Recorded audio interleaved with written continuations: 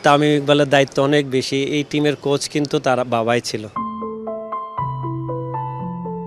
ফুটবলে চট্টগ্রামের প্রতিনিধিত্ব করা চট্টগ্রাম আবাহনীর খেলা যখন প্রায় ডুবন্ত, তখন ব্লু পাইরেটদের ত্রাতা হয়ে এলেন জাতীয় দলের দুই সাবেক অধিনায়ক এমিলি ও মামুনুল।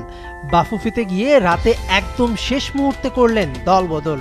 বেঁচে গেল ৩৫ ফুটবলার, জয় হলো ফুটবলের। মামুন আসলে হাইয়েস্ট অফিসিয়ালের সাথে যোগাযোগ করে, সেটা রাত 10টার সময়। আপনি জানেন দলবদলের কিন্তু ডেটটা ছিল লাস্ট 12টার সময়।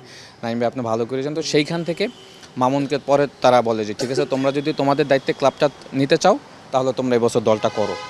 একদমই শূন্য হাতে আপনারা একটা ক্লাবের দায়িত্ব নিলেন, যেখানে ক্লাব ভাড়া আছে, মাঠ ভাড়া আছে, প্রতিদিন গাড়ি ভাড়া এবং খাবার দাবার, সেই ঝুঁকিগুলো কিন্তু থেকে যাচ্ছে। সেইটার আসলে ফান্ডিং কিভাবে হবে? আমাদের কাছে 1 টাকার ফান্ড নেই। স্পন্সরশিপরা যদি আমাদের পাশে না দাঁড়ায়, এই ক্লাবটাকে আমরা বাঁচিয়ে রাখতে পারবো না, প্লেয়ারদের আমরা খুশি করতে পারবো না। আপনাদের 71 টিভি এবং সব মিডিয়ার মাধ্যমে বলতে চাই, এই ক্লাবটার পাশে দাঁড়ান। কারণ অনেক কর্পোরেট হাউস আছে, তারা বিভিন্নভাবে বিভিন্ন দিকে স্পন্সর করে। আমাদের ফুটবলের জন্য শুধু এই পেট্রোনাসটা যদি করেন, আমি মনে করি প্লেয়ারগুলি বেঁচে যাবে, ক্লাবটা বাঁচবে, বাংলাদেশের ফুটবল একটা সামনের দিকে গতি নিয়ে এগোবে। চট্টগ্রামের সন্তান জাতীয় দলের সাবেক অধিনায়ক মামুনুল ইসলাম ক্লাবের বিপদের দিনে চট্টগ্রামেরই আরেক কৃতি সন্তান তামিম ইকবাল খানের কাছে যাচ্ছেন। তামিম ইকবাল তো সবাইকে সবার পাশে দাঁড়ায়।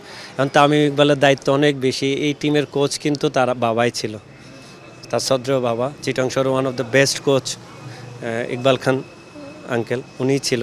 যদি ফুটবলারদের পাশে উনি সামান্যটুকু দাঁড়ায়, আমি বলবো যে 50% ডান হয়ে যাবে। স্পোর্টসম্যানের পাশে দাঁড়ায়। শেখ জামাল ও শেখ রাসেল ছাড়া 10 দলের অংশগ্রহণে হবে নতুন ফুটবল মৌসুম। চট্টগ্রামের মতো এই দুটি দল ফুটবলারদের হাতে ছেড়ে দিলে হয়তো অনেক ফুটবলারের পরিবারের খাবার যুক্ত। চট্টগ্রাম আবাহনীর স্পন্সর ম্যানেজ করতে সবসময় পাশে থাকবেন সাবজয়ী ফুটবলার ও বিএনপির ক্রীড়া বিষয়ক সম্পাদক আমিনুল হক। যারা কোনো দল করেন না, নিউট্রাল লোক, সেই ধরনের লোককে যদি আমরা দায়িত্বে দিয়ে যদি নতুনভাবে চিটাগং আবাহনী ক্লাবটি সাজাতে পারি, তাহলে আমার কাছে মনে হয় যে সেটা সম্ভব। এবং সেই বিষয় নিয়ে আমি, যেহেতু ওরা আমাকে আজকে অবগত করেছে, সেটি নিয়ে আমি আজকে হয়তোবা কথা বলবো বা কালকেও কথা বলে তারপরে কি করা যায় সেটা ওদের সাথে আলোচনা পরামর্শ করবো। সেপ্টেম্বরে শুরু হবার কথা প্রিমিয়ার লিগ, যেখানে কোনো দল পায়নি বাংলার কাপ্তান জামাল ভুঁইয়া। দেশের সার্বিক পরিস্থিতিতে খরচ কমাতে বঙ্গবন্ধু স্টেডিয়ামে ম্যাচ আয়োজনের দাবি ক্লাবগুলোর। মেহেদী নাইম, ৭১।